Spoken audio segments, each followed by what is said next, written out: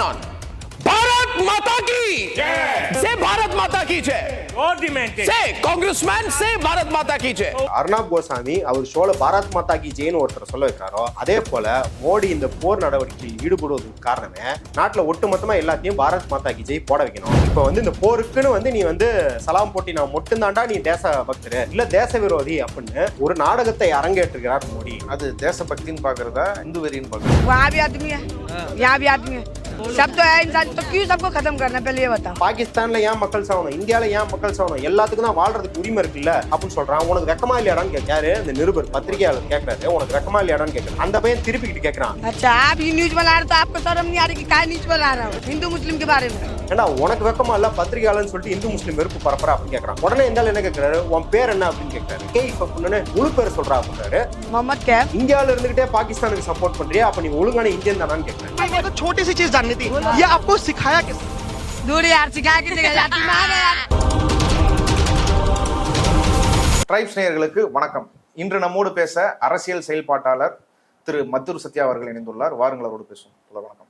வணக்கம். பெகல்காம் பயங்கரவாத தாக்குதல் தொடர்ந்து இந்திய அரசாங்கம் சிந்தூர் ஆபரேஷனை நடத்திருக்கு. அதுல கிட்டத்தட்ட 9 தீவிரவாத கேம்புகளை அட்டாக் பண்ணியிருக்கதா அவங்க சொல்லியிருக்காங்க. அதை தொடர்ந்து மறுபடியும் பாகிஸ்தான் இங்க மூஞ்ச் நகரத்துல தாக்குதலை தொடர்ந்து இருக்குது. அதுல அப்பாவி மக்கள் 10 பேர் உயிரிழந்திருக்கிறாங்க. ராணுவ அதிகாரிகளும் உயிரிழந்திருக்குதா இன்னும் கன்ஃபார்மான ஸ்டேட்மெண்ட் வரல. ஆனா ஒருவர்ல இருந்து 5 பேர் வரைக்கும் இறந்திருக்க வாய்ப்பு இருக்குதா வராங்க. பாகிஸ்தான் இதை முடிச்சு கொள்ள விரும்பலையா, தொடர விரும்புதா, எப்படி பாக்குறீங்க? இல்லை, இது ஃபர்ஸ்ட் ஆஃப் ஆல் என்ன சொல்கிறோம் அப்படின்னா, நம்ம நேற்றுலேருந்து பார்த்துருக்கோம், போர் நல்லதல்ல, போர் எல்லாருக்குமே இழப்பில் தான் ஏற்படுத்தும், போர் எந்த ஒரு நல்ல தீர்வுக்கும் கொண்டு செல்லாது அப்படின்றத நம்ம தொடர்ந்து முன்னிறுத்திக்கிட்டு இருக்கோம். இப்படி சொல்லும் போது எல்லாரும் என்ன நினைக்கிறாங்க அப்படின்னா, நம்ம போர் புரியக்கூடாது அப்படின்னா இப்போ இந்தியா வாய் கட்டி வேடிக்கை பார்க்கணுமா, இல்லை அவங்களுக்கு போய் ரோஸ் கொடுக்கணுமா, மாரல் அப்பீல், அதாவது அறத்தின் பால் அவங்கள்ட்ட மன்றாடணுமா பாகிஸ்தான்ட்டனா, நம்ம அப்படியெல்லாம் சொல்லலை. ஏன்னா பாகிஸ்தான் அப்படின்றது ஒரு ரோக் ஸ்டேட் அப்படின்னு சொல்லுவாங்க. அதாவது ஒரு பொறுக்கி அரசாங்கம். அங்கே யார் ஆட்சி பண்ணுறானே நம்மளுக்கு தெரியாது. நம்மளுக்குன்னு இல்லை, அங்கே இருக்கிற மக்களுக்கே யார் ஆட்சி பண்ணுறான்னு தெரியாது. ராணுவ ஆட்சி பண்ணுதா, ஐஎஸ்ஐ ஆட்சி பண்ணுதா, இல்லை இவங்க வாக்கு போட்டு தேர்ந்தெடுத்தவங்க ஆட்சி பண்ணுறாங்களான்னு தெரியாத ஒரு சூழல் இருக்கும். அப்பப்போ சுப்ரீம் கோர்ட் தலைமை நீதிபதியை தூக்கியெல்லாம் உள்ளே வச்சுருவாங்க, பிரைம் மினிஸ்டர் தூக்கி உள்ளே வச்சுருவாங்க, அதிபரை சுட்டு கொண்டுருவாங்க. இப்படி தான் பாகிஸ்தான் அரசாங்கம் எப்பயுமே செயல்பட்டுருக்குன்னு பார்க்குறோம்.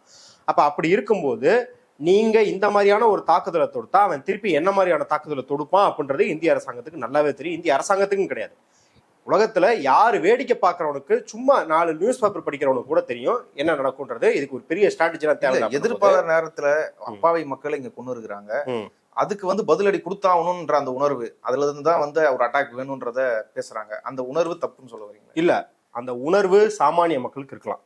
ஓகே, ஏன்னா கண்டிப்பாக சாமானிய மக்களோட வேலை ஸ்ட்ராட்டஜியை கணிக்கிறது, அது போக வேண்டிய தடத்தை கவனிக்கிறது, இல்லை சாமானிய மக்கள் அங்கே அதுக்கான ஆதாரங்களை திரட்டுறது, அதெல்லாம் அவங்க வேலை கிடையாது.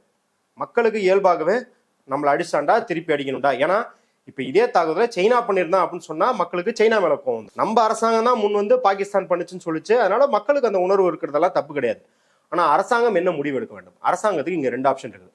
அதாவது முதல் ஆப்ஷன் என்ன அப்படின்னா, இது இனிமேல் நடக்கக்கூடாது என்பதை தடுப்பது அப்படின்னா அதற்கான வேலைகள் இறங்குவது. தடுப்பதுனா தடுத்து நிறுத்துவது, வேலி போட்டுக்குவதுன்றது கிடையாது. அதுக்கு பேர் என்ன சொல்லுவாங்கன்னா, ஆங்கிலத்தில் டிட்டரண்ட்னு சொல்லுவாங்க. அதாவது இந்த ஜியோ பொலிட்டிக்கல் மொழியிலேயே பார்த்தா டிட்டரண்ட்னு சொல்லுவாங்க. இன்னொன்று, நான் பலசாலி, என்னை இந்த மாதிரி நீ சீண்ட முடியாது அப்படின்னு காட்டுறது ஷோ ஆஃப் ஸ்ட்ரென்த், என் பலம் என்ன என்பதை நிரூபிப்பது. இப்போ இங்கே 2ல் எது நம்மளுக்கு முக்கியம் அப்படின்னு பார்த்தா, முதல் தான் முக்கியமாக இருந்திருக்கணும். அதாவது 26 பேர் செத்துருக்காங்க அப்படின்னா, இதுக்கு முன்னாடி புல்வாமால 40 பேர் செத்துருக்காங்க. போன வருஷம் பஸ்ஸின் மீது, டூரிஸ்ட் பஸ்ஸின் மீது தாக்குதல் நடந்திருக்கு, அதை நம்ம மறந்துட்டோம். இந்த மாதிரியான தாக்குதல்கள் இனிமேல் நடக்கக்கூடாது அப்படின்னா, அவன் இனிமேல் இதை நடத்தா அவனுக்கு கான்சிக்வன்ஸ் இருக்குன்னு அவனுக்கு புரிய வைக்கிற மாதிரியான வேலைகள் ஈடுபட்டுக்கணும். ஆனால் அதை விட்டு நம்ம என்ன பண்ணிருக்கோம், இதை பிளேயிங் டு த கேலரி அப்படின்னு சொல்லுவாங்க. பிளேயிங் டு த கேலரினா, நீ மக்களை பாதுகாப்பதற்கு, தேச பாதுகாப்பதற்கு ஒரு கொள்கையை வைக்காம, தேசத்துல இருக்க மக்கள்லாம் பாரு ஒரு அரங்கத்துல உட்கார வச்சுட்டு உனக்கு ஷோ போட்டு காட்டுற மாதிரி, இப்போ பாரு அவனுக்கு குண்டு வீசி காட்டுறேன், அவனை அடிச்சு காட்டுறேன் அப்படின்னு பண்ணுவதனால என்ன ஆகுதுன்னா, திருப்பி அவன் அடிக்கிறான், திருப்பி பாதிப்புகள் ஏற்படுது. சரி, அப்ப இந்த போருக்கு போகக்கூடாது அப்படின்னா நீங்க என்னப்பா சொல்யூஷன் சொல்றீங்க? இந்த முதல் சொல்றீங்க இல்லையா, டிட்டரண்ட் அப்படின்னு சொல்ற, தடுத்து நிறுத்துவதற்கு என்ன பண்ணும் அப்படின்னா, முதல்ல ஸ்ட்ராங்கான எவிடன்ஸ். இப்போ இன்டர்நேஷனல் கம்யூனிட்டி யாருமே இது பாகிஸ்தான் தான் பண்ணுச்சுன்னு ஒருதலை பட்சமா ஒத்துக்கல. நம்ம ஒத்துக்கிறோம், ஏன்னா நம்மளுக்கு அரசாங்கம் சொல்லுது, நம்மளுக்கு அரசாங்கம் தான், நம்ம கையில ராணுவமோ உளவுத்துறையோ கிடையாது, அரசாங்கம் தான் அதெல்லாம் வச்சிருக்கு சொல்லுது. பாகிஸ்தான் நம்ம ஏத்துக்கிறோம்னு வச்சுக்குவோம். ஆனா இன்டர்நேஷனல் கம்யூனிட்டி ஏத்துக்கணும்ல. அப்ப ஏத்துக்கிட்டா தான் பாகிஸ்தானை தனிமைப்படுத்துவாங்க. இப்போ நம்ம வந்து அந்த 26/11/2008 அடிச்ச தாக்குதலுக்கு ஒரு டாசியர் அப்படின்னு சொல்லிட்டு ஒன்று கொடுத்தோம். அஜ்மல் கசாப்ன்றவன் வந்தான், அவன் எங்கேருந்து வந்தான், எந்த போட்லேருந்து வந்தான், யாரால ட்ரைனிங் கொடுக்கப்பட்டான், அவன் எந்த ஆர்கனைசேஷனை சேர்ந்தவன், அவனுக்கு எவ்வளோ பணம் கொடுக்கப்பட்டுச்சு, அவன் எந்த வயசுல அந்த ஆர்கனைசேஷனுக்குள்ள வந்தான், எல்லாத்தையும் ஆய்வு பண்ணி இன்டர்நேஷனல் கம்யூனிட்டியில் வச்சோம். ஒருதலை பட்சமாக சர்வதேச தளத்தில் அத்தனை நாடுகளும் பாகிஸ்தானை கண்டிச்சிச்சு. பாகிஸ்தானை முதல்ல உன் தீவிரவாத தளத்தை எல்லாத்தையும் நீ அழிச்சொல்லி இந்தியா எந்தெந்த தீவிரவாதிகள்லாம் கேட்குதோ அவங்க இடத்தெல்லாம் பகிர்ந்துக்கோ, நீ இந்தியாவுக்கு எல்லா ஒத்துழைப்பையும் கொடு அப்படின்னு இன்டர்நேஷனல் கம்யூனிட்டி பாகிஸ்தானை தள்ளிச்சு. நம்ம அந்த மாதிரி ஒரு நிலைக்கு போயிருந்தோம் அப்படின்னா அவன் நம்மளை இன்வைட் பண்ணியிருப்பான். அதாவது இன்வைட் பண்ணியிருப்பான் அப்படின்னா இன்வைட் பண்ணும் அழுத்தத்துக்கு எதுக்குன்னா, வாங்க நம்ம 2 பேரும் சேர்ந்து அவனை வந்து தாக்கி ஒழிப்போம். ஏன்னா இந்தியாவுக்கு தீவிரவாதம் எவ்வளவு குடைச்சல் கொடுக்குதோ அதே அளவு பாகிஸ்தானுக்கு கொடுத்துட்டு பாகிஸ்தான மக்களுக்கும் தீவிரவாதம் கம்பேரிட்டிவ்லி. ஏன்னா அங்க ஏகப்பட்ட பேர் செத்துக்கிட்டு இருக்கான் வருஷம். அதுவும் அவங்க சிட்டிஸ்லேயே பெரிய பெரிய தாக்குதல் நடக்குது, குண்டு வெடிப்பு நடக்குது. அப்ப இன்டர்நேஷனல் கம்யூனிட்டி இதுக்கு தள்ளி இருந்தா பாகிஸ்தானோட சேர்ந்து ஜாயிண்ட் ஆபரேஷன் பண்ணிருக்கலாம். இல்ல அவன் அதை பண்ணல அப்படின்னா லாஸ்ட் ஆப்ஷன் என்ன இருக்குன்னா கோவர்ட் ஆபரேஷன் சொல்லுவாங்க. கோவர்ட் ஆபரேஷன்னா நீங்க உள்ள போய் மறைமுகமா தாக்கிட்டு வந்துருவீங்க, இதை வெளியே சொல்ல மாட்டீங்க. ஏன் அப்படின்னா அவனுக்கு திருடனுக்கு தேல் கொட்டின மாதிரி இருக்கும். இப்போ அதை அவன் கோவர்ட் ஆப்ரேஷன் பண்ணிட்டான்னு அவன்கிட்ட எவிடன்ஸை ப்ரூவ் பண்ண முடியாது. இதை வெளியே சொன்னாலும் எல்லாரும் இந்தியா பக்கம் நிற்பாங்க.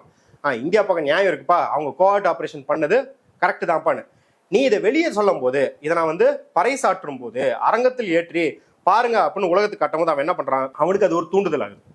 நம்மளும் திருப்பி அடிச்சு நம்ம பலத்தை காட்டணும் அப்படின்னு சொல்லி அவன் கண்டிப்பா திருப்பி அடிப்பான் அப்படின்னு நம்மளுக்கு தெரியும். அப்ப அப்படி இந்தியா வந்து இங்க என்ன பண்ணிருக்கு அப்படின்னா, உள்நாட்டுல மக்களை தான் சொல்ற நரேட்டிவ்க்கு குஷிப்படுத்தணும் அப்படின்ற ஒரே காரணத்துக்காக, குஷிப்படுத்தணும்னா நான் வந்து என்டர்டெயின்னு சொல்லல, இது வரைக்கும் மக்களுக்கு ஒரு உணர்வு ஊட்டிருக்கு இல்லையா, ஒரு மத வெறுப்பு உணர்வு, ஒரு பாகிஸ்தான் வெறுப்பு உணர்வுலாம் ஊட்டிருக்கு இல்லையா, அதை நிலைத்து நிற்க வேண்டும் என்பதற்கு தான் பண்ணிருக்கோம் இல்லையா. மக்கள் பாதுகாப்பாக இருக்க வேண்டும் அப்படின்னு பண்ணி தான் இந்த ரூட் எடுத்துருக்க மாட்டாங்க.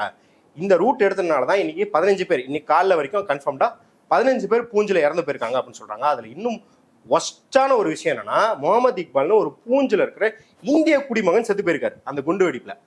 அதுல செத்தவர் அந்த இக்பால் வந்து பாகிஸ்தான் டெரரிஸ்டா பாகிஸ்தானே கொண்டு இருக்கு பாருங்கன்னு, எப்படி அவங்களுக்கு தாக்க தெரியாம தாக்கி பாகிஸ்தான் டெரரிஸ்டே கொண்டிருக்காங்க அப்படின்னு சொல்லி இந்திய ஊடகங்கள்லாம் பரப்பிக்கிட்டு இருக்கு அப்படின்னு சொல்லி இன்னைக்கு மத்தியானம் அந்த குடும்பத்துல ஃபுல்லா குழந்தைங்களோட எல்லாரும் வெளியே வந்து, முகமது இக்பால் எங்க அண்ணங்க, நேற்று காலையில நாங்க உட்காந்து குடும்பமா உட்காந்துட்டு இருந்தபோது இந்த குண்டு வீச்சின் போது, இந்த அவங்க ஆர்ட்லரி ஷெல் தாக்குதல் போது எங்க அண்ணன் இறந்து போயிட்டாருங்க பாருங்க. இப்படி வந்து இந்தியா முழுக்க எங்க அண்ணனை வந்து தீவிரவாதியா சித்தரிக்கிறாங்க அப்படின்னு சொல்லி அந்த குடும்பமே அழுகுது. அப்ப அப்படியான ஒரு கேவலமான ஒரு ரூட்டை தான் நம்ம வந்து இங்க வந்து மக்களுக்கு ஊடகத்துல எல்லாம் பரப்பிக்கிட்டு இருக்கோம் அப்படின்றத பாக்குறோம். ஆக நம்ம சொல்றது என்ன அப்படின்னா, நீ இருக்கிறதுலே மெச்சூரான சொல்யூஷனை சூஸ் பண்றதுக்கு பதிலா இருக்கிறதுலே வேகமான, உனக்கு வந்து பெருமை, நீயே பெருமை சாட்டி கொள்ளும்படி உள்நாட்டுல தான், வெளிநாட்டு ஊடகங்கள் எதுவுமே இதை வந்து ஒருதலை பட்சமா இந்தியாவின் பக்கம் நிக்கல. அவங்க 2 பேருமே என்ன சொல்றாங்க, எப்பா அமெரிக்கா ஆகட்டும் பெரிய நாடுகள் ஆகட்டும், எப்பா சண்டை போடாதீங்கப்பா, பேசி தீர்த்துக்கோங்கப்பா அப்படின்னு சொல்ற நிலைமைக்கும், இதே நீங்க 10 வருஷத்துக்கு முன்னாடி பாருங்க, எல்லாம் சேர்ந்து என்ன சொல்லியிருப்பாங்க, இந்தியாவை ஏன்டா இப்படி பண்ணிக்கிட்டு இருக்க, பாகிஸ்தானு உன் வீட்டுக்குள்ளே வச்சு நீ தீவிரவாதியை வளர்த்திக்கிட்டு இருக்க, நீ வந்து நடவடிக்கை இருக்கிறியா இல்லை நாங்கள் வந்து நடவடிக்கை எடுக்கணுமா அப்படின்னு கேட்ட நிலைமை போய் இன்னைக்கு வந்து 2 பேருமே வந்து ஈக்குவலாக தப்பு பண்றீங்க.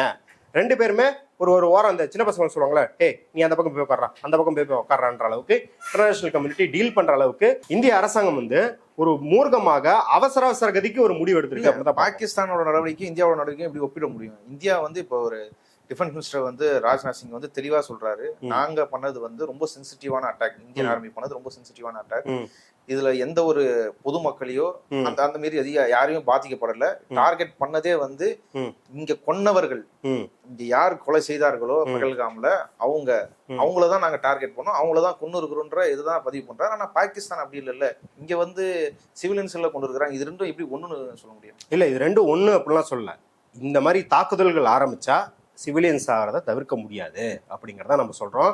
அந்த சிவிலியன்ஸ் தவிர்க்க முடியாது அப்படின்றத மனசுல வச்சுதான் ராஜ்நாத் சிங் என்ன 12th படிக்கிற பையனா, அவரு நாட்டின் டிஃபென்ஸ் மினிஸ்டர் அப்படின்னும் போது இதையெல்லாம் கணக்கில் கொண்டுதான் ஒரு நடவடிக்கையில் ஈடுபடணும். இன்னொன்னு, நீங்க என்ன பண்றீங்கன்னா, பாகிஸ்தான்ல இருக்கிற எல்லா நியூஸ் பேப்பரும் எல்லா நியூஸ் மீடியாவும் கட் அவுட் பண்ணிட்டீங்க. கட் அவுட் பண்ணிட்டு இங்க இருக்கிற அர்னாப் கோசாமில இருந்து இது போன்ற நபர்கள் தான் இங்க வந்து பொய் செய்தியை பரப்பிக்கிட்டே இருக்கிறாங்க. எல்லாரும் அந்த பொய் செய்தியை வந்து திருப்பி பஸ் பண்ணாலும் வேற பொய் செய்திகள் வருது அப்படின்னும் போது நீங்க என்ன சொல்றீங்க அப்படின்னா, எந்த சிவிலியன்ஸும் சாவல அப்படிங்கிறீங்க. எந்த சிவிலியன்ஸும் சாவல நம்ம ஒத்துக்கிறோம்.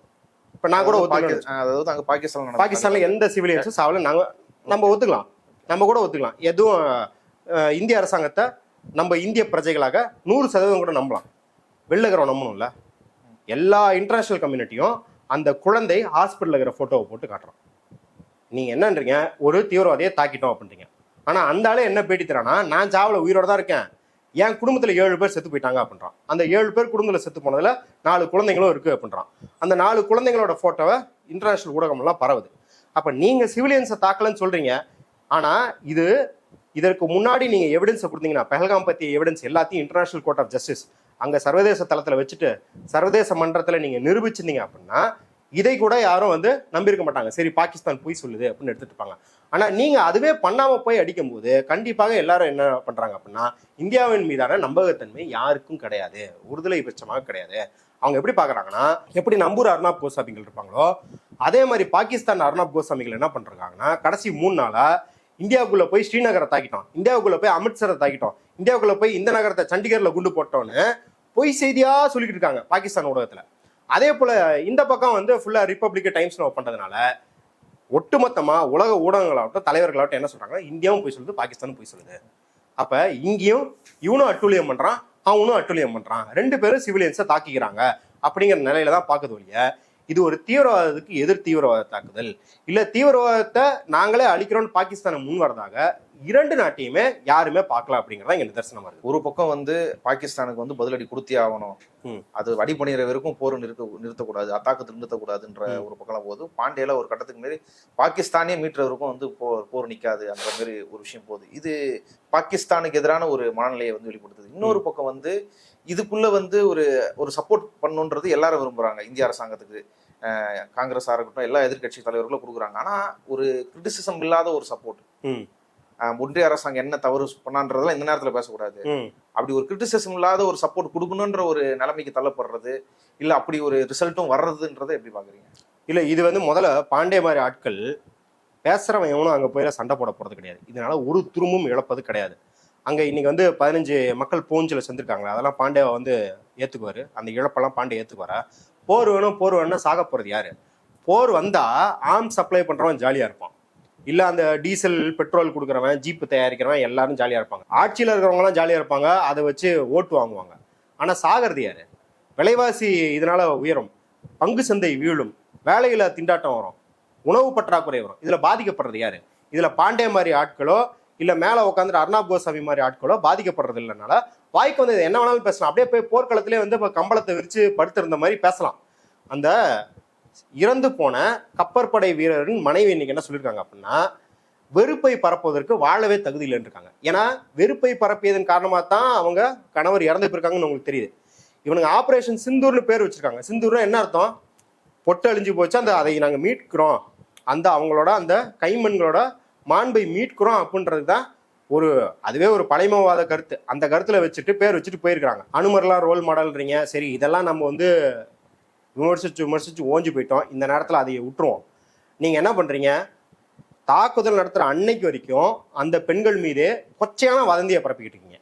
6 நாள் பொண்டாட்டி 6 நாள் பொண்டாட்டி, அதே போல வந்து அவ வந்து தீவிரவாதிகளுக்குள்ளேயே ஒரு பாய் ஃப்ரெண்ட் வச்சிருந்தா, அதை வச்சு கணவனை போட்டு தள்ளிட்டா. இங்க அஞ்சலி மேனன்ற கேரளா பொண்ணு வந்து அப்பாவை இழந்துட்டாங்க, எனக்கு 2 சகோதரர்கள் கிடைச்சாங்க அப்படின்னு சொன்னதுக்கு, உனக்கு உங்க அப்பனோட சொத்து வேணும், அதனால தீவிரவாதிகளை வச்சு உங்க அப்பனை போட்டு தள்ளிட்ட அப்படின்ற மாதிரியான வதந்திகளை பரப்பிட்டு இருந்தாங்க.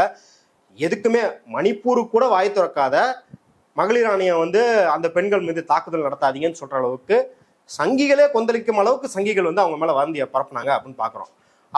அப்படி இருக்கும்போது இந்த பாதிக்கப்பட்டவர்களுக்கே இந்த போர்ல எந்த உடன்பாடும் கிடையாது, மேலும் பாதிக்கப்படுறாங்க, அவங்களையும் நீங்க தீவிரவாதியா சித்தரிக்கிறீங்க போது இங்க உட்காந்துட்டு போர் வேணும் அப்படின்னு சொல்றதெல்லாம் கூமுட்டத்தனம். ஏன்னா அஜய் சானின்னு சொல்லிட்டு ஒரு பெரிய டிஃபென்ஸ் எக்ஸ்பர்ட், அவர் வந்து Indian institute of conflict management நினைக்கிறேன், அதோட டைரக்டர். அவரே சொல்றாரு, இந்த போர் அப்படின்ற நடவடிக்கையினால எந்த நாட்டோட நேஷனல் செக்யூரிட்டியும் உறுதி செய்யப்படாது. ஏற்கனவே நம்ம இந்த மாதிரி செய்வதனால தான் இந்த 26 பேரை தாக்குதலே அந்த பயங்கரவாதிகள் நடத்திருக்காங்க.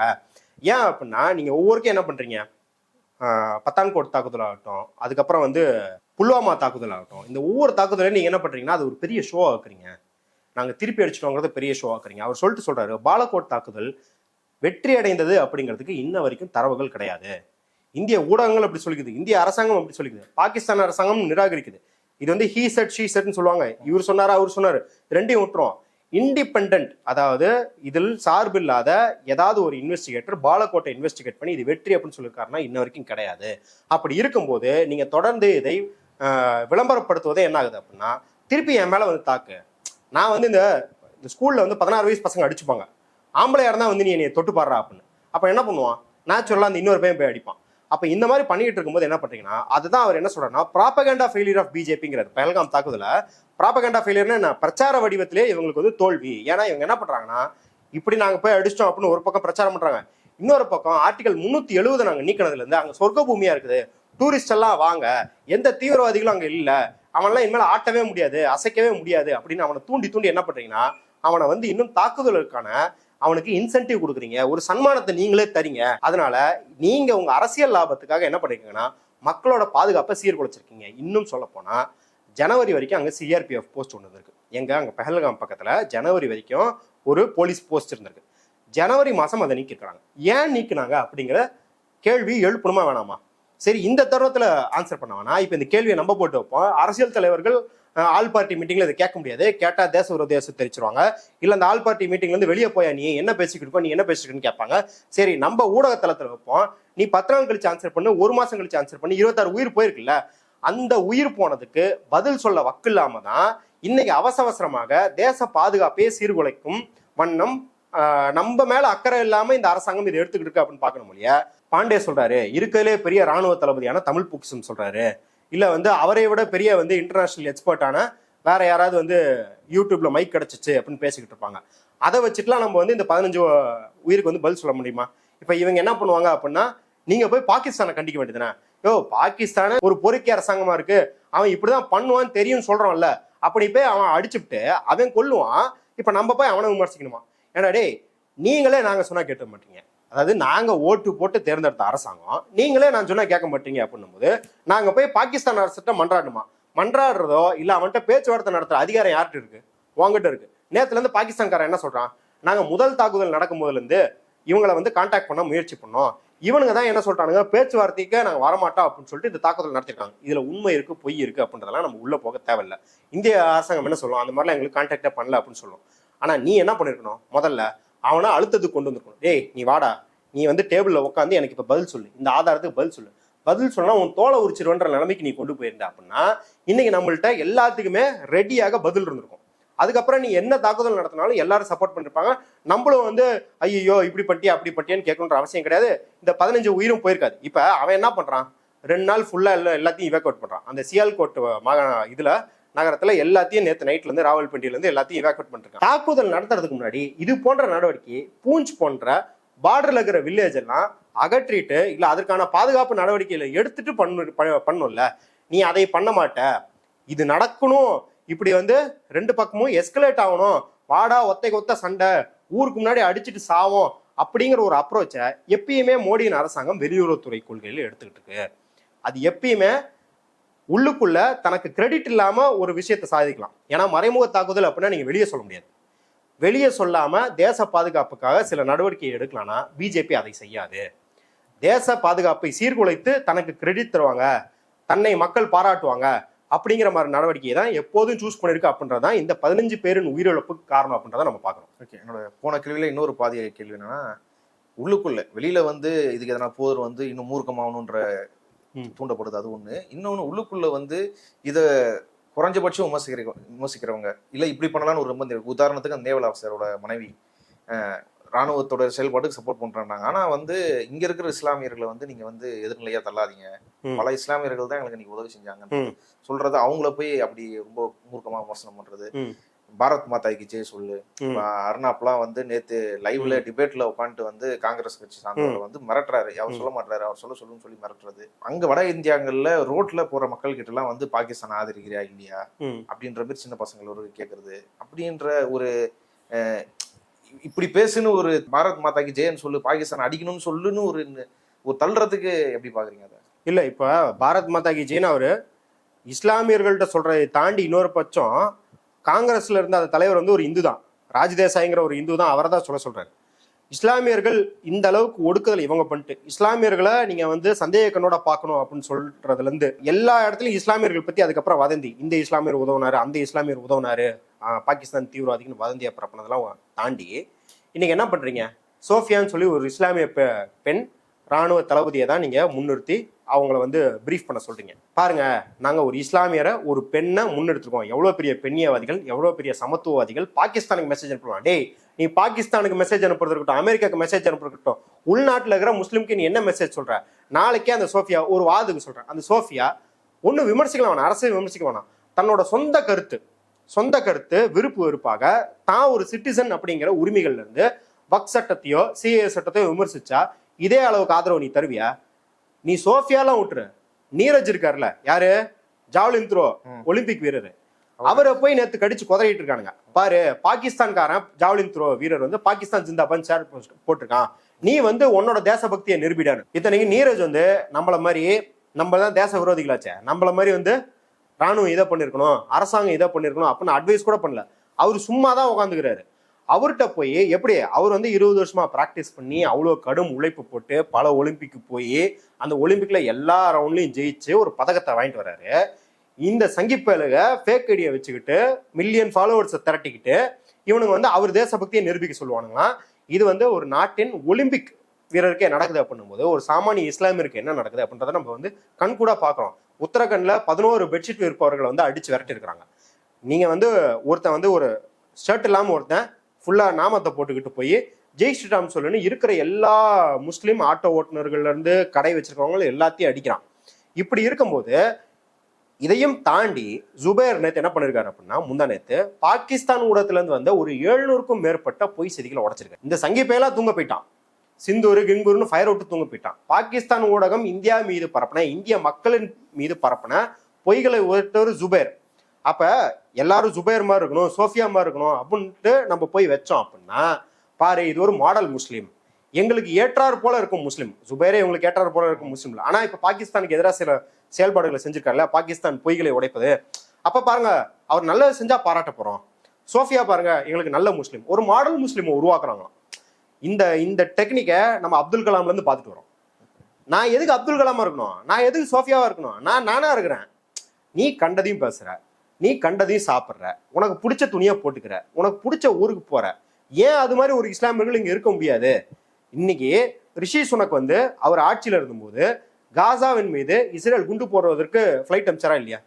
அவர் ஒரு இந்து இல்ல ரிஷி சுனக், அவர் காசா மேல குண்டு போட்டார் அப்படின்னு சொல்லி இங்க இருக்கிற இந்துக்கள் எல்லாம் பிடிச்சி அடிக்க முடியுமா? முடியாது. இங்க இருக்கிற இந்துக்களுக்கு அவரோட குற்றத்துல எந்த தொடர்பும் கிடையாது. இல்ல இவர்கள் தான் அவர் குற்றத்துக்கு காரணிகளும் கிடையாது. அதே போலதான் நீ எங்கேயோ எவனோ பண்றதுக்கு இங்க இருக்கிற இஸ்லாமியர்கள் எந்த விதத்திலையும் காரணம் இல்லை அப்படின்றது இந்த மரமண்டைகளில் ஏகப்பட்ட தடவை சொல்லி புரிய வைக்க முயற்சி செஞ்சாச்சு.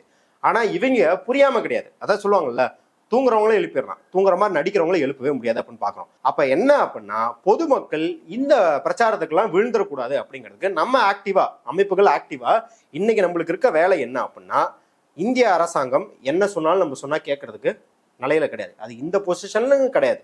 எப்பயுமே இந்த கடந்த 12 வருஷத்துல பார்த்துருக்கோம், நம்ம சொல்லி அதை ஒரு பரிந்துரை எடுத்துக்கொண்டது அப்படின்றது கிடையாது. அதனால நம்ம மக்கள்கிட்ட ஆன்டிவார், அதாவது போருக்கு எதிரான அமைதி விரும்பும் ஒரு பண்பை மக்கள்கிட்ட பரப்ப வேண்டும். இன்னொன்று, இஸ்லாமிய வெறுப்பு பரப்பாம மத நல்லிணக்கம் என்ன அப்படிங்கிறத சொல்லி வளர்த்தணும். இன்னைக்கு வந்து காஷ்மீர்ல எவ்வளோ பேர் உதவி இருக்கிறாங்க அப்படிங்கிறதெல்லாம் பாதிக்கப்பட்டவங்க சொல்றாங்க. அவங்க வந்து காஷ்மீரி முஸ்லிம்ஸை தாக்காதீங்கன்னு யார் சொல்றாங்க? அங்க போய் கணவரை தகப்பரை பழி கொடுத்தவங்க சொல்றாங்க. ஆனா இங்க உட்காந்துட்டு நீ என்ன பண்ற? இதுக்கு சம்மந்தமே இல்லாம சென்னையில உட்காந்துட்டு ஜாலியா சொகுசா ஏசி ரூம்ல உட்காந்துட்டு போருக்கு போனா நீ போறியா? ஜெய் ஜவான் ஜெய் கிசான் ஏன் சொல்றாங்க? ஏழை எளிய விவசாய குடும்பத்துல இருந்து, அதுவும் நிறைய நார்த் இந்தியன் ரொம்ப ஏழ்மையான குடும்பத்துல இருந்து போய் சாகுறாங்க. இங்க நீ ஜாலியா ஐடி வேலை பார்த்துக்கிட்டு இருக்க, மார்க்கெட்டிங் வேலை பார்த்துட்டு இருக்கிற, சினிமாவில் வேலை பார்த்துட்டு இருக்கிற, ஆட் ஃபிலிம் கம்பெனியில் வேலை பார்த்துட்டு இருக்க, இல்லை MBA முடிச்சுட்டு பெரிய பெரிய பிஸ்னஸ் டெவலப்மெண்ட் கம்பெனியில் கார்பரேட் கம்பெனியில் வேலை பார்த்துட்டு இருக்க. உனக்கும் போருக்கு என்ன சம்பந்தம்? போரில் நீ இழக்க போறியா? அப்ப இவங்க என்ன சொல்றாங்கன்னா, நாங்க எதுக்கு வந்து மனிதாபிமானம்லாம் பார்க்கணும்? பாகிஸ்தானை அடிச்சு நீ பாகிஸ்தானை கூட அடிப்பா, ஆனா மக்களே சாவறான்ல, அதுக்காவது கண்ணீர் விடு அப்படிங்கிறத நம்ம பார்க்குறோம். இந்த சென்ஸை தொடர்ந்து எல்லா தலைவர்களும் பரப்பி கொண்டு வர வேண்டும். ஏன்னா நம்ம இன்னைக்கு பார்த்துருக்கோம், எல்லா அரசியல் கட்சியுமே என்ன நிலைக்கு தள்ளப்பட்டிருக்கு அப்படின்னா, கமான் வேலு அப்படின்னு மோடிக்கு வந்து ஃபயர் ஓடுற லெவலுக்கு. ஏன்னா பாரத் மாதா கி Jai, Bharat See, Rajiv Desai won't say it. Say Bharat Mata ki jai. God demanded. Say, congressman, say Bharat Mata ki jai. Arnab Goswami அவர் ஷோல பாரத் மாதா கி ஜெயின்னு ஒருத்தர் சொல்ல வைக்கிறாரோ, அதே போல மோடி இந்த போர் நடவடிக்கையில் ஈடுபடுவதற்கு காரணமே நாட்டுல ஒட்டுமொத்தமா எல்லாத்தையும் பாரத் மாதா கி ஜெய் போட வைக்கணும்.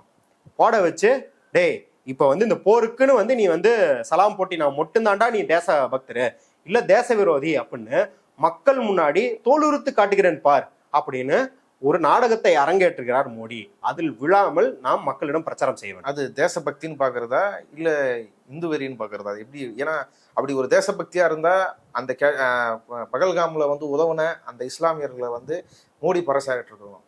அதுல உயிரை விட்டு அந்த இஸ்லாமியரை வந்து மோடி மென்ஷன் பண்ணி பேசியிருக்கணும், இல்ல ராஜ்நாத் சிங் மென்ஷன் பண்ணி பேசியிருக்கணும். அந்த மொத்தமா அந்த பகல்காம் பத்தி அரசு என்ன அதை அட்ரஸ் பண்ணுதோ அதுல இவங்களை பத்தி பேசியிருக்கணும். அது அவங்க அந்த பாராட்டத்துக்கு உகந்தவங்க தான் அவங்க. ஏன்னா ராணுவம் வர முடியல, லேட் ஆயிருக்குது, எல்லா வேலையும் அவங்க தான் செஞ்சிருக்கிறாங்க, பணம் வாமாங்க பல வேலை செஞ்சிருக்கிறாங்க. இப்படிப்பட்ட விஷயத்த அவங்களுக்கு ஒரு ஸ்பேஸே கொடுக்காம வெளிநாட்டுங்களுக்கு மட்டும் ஒரு ஷோ காட்டுற மாரி ஒரு இஸ்லாமியரை பிரசன்ட் பண்ண வச்சுட்டு இதை பண்ணாதுன்றது வெறும் அது தேசபக்தின்னு கூட எடுத்துக்க முடியும். இதுல என்ன புரிஞ்சுக்கணும்னா, அந்த ஷோ காட்டுறது கூட வெளிநாடுகளுக்கு உண்மை என்னன்னு தெரியும். வெளிநாடுகளுக்கு நம்ம இப்படி காட்டிட்டோன்னு உள்நாட்டுக்கு தான் ஏமாத்துறாங்க அப்படின்றது. நீங்க வந்து நம்ம தீவிரவாத தாக்குதல்ல உயிரிழந்த அந்த தியாகம் செஞ்ச அந்த சையத் ஹுசைன் பேரை ஏன் மென்ஷன் பண்ணணும்னு கேட்குறோம். தீவிரவாத தாக்குதல்லாம் வேணாங்க. அமைதி காலத்துல சந்திரயான் சக்சஸ்ஃபுல் ஆச்சு, இஸ்ரோ தலைவரை கூப்பிட்டு பாராட்டினார்.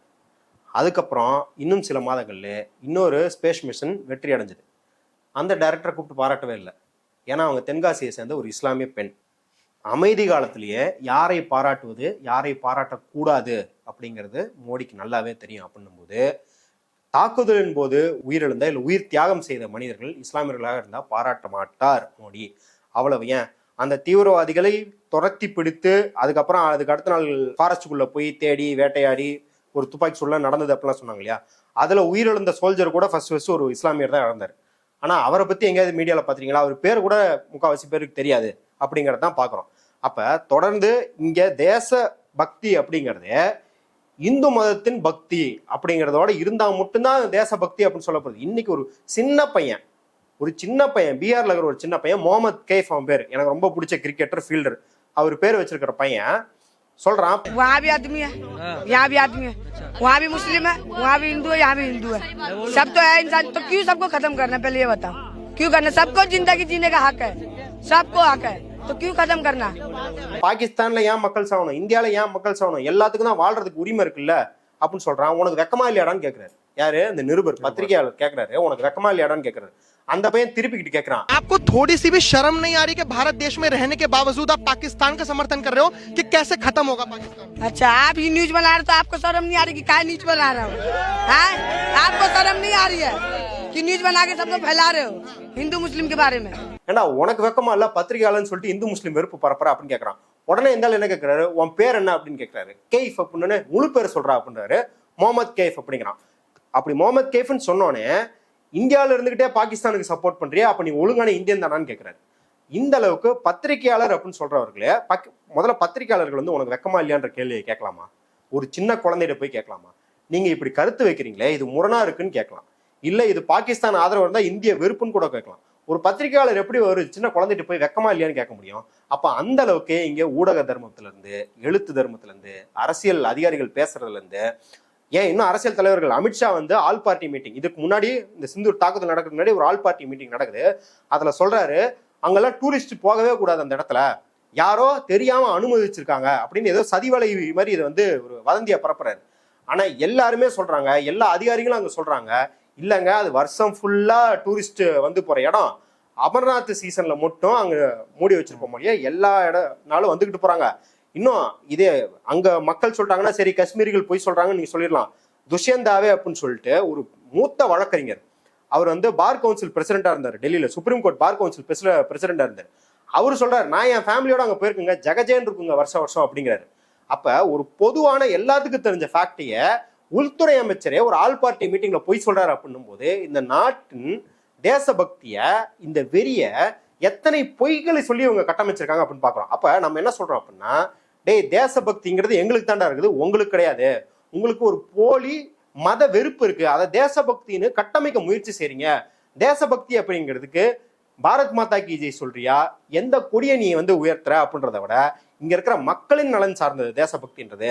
அப்ப இங்க இருக்கிற அப்பாவி மக்களுக்காக நாங்க பேசிக்கிட்டு இருக்கோம், நீ உன்னோட கொலைவெறிக்காக பேசிக்கிட்டு இருக்க அப்படிங்கறத நம்ம இங்க சொல்லிக்கிறோம். இவ்வளவு நேரம் இந்த செய்தி குறித்து விரிவா உங்க கருத்துக்களை பகிர்ந்து கொண்டதுக்கு நன்றி. நன்றி. भाई मेरे को छोटी सी चीज जाननी थी, ये आपको सिखाया किसने? दूर यार सिखा के दिखाया, दिमाग है यार।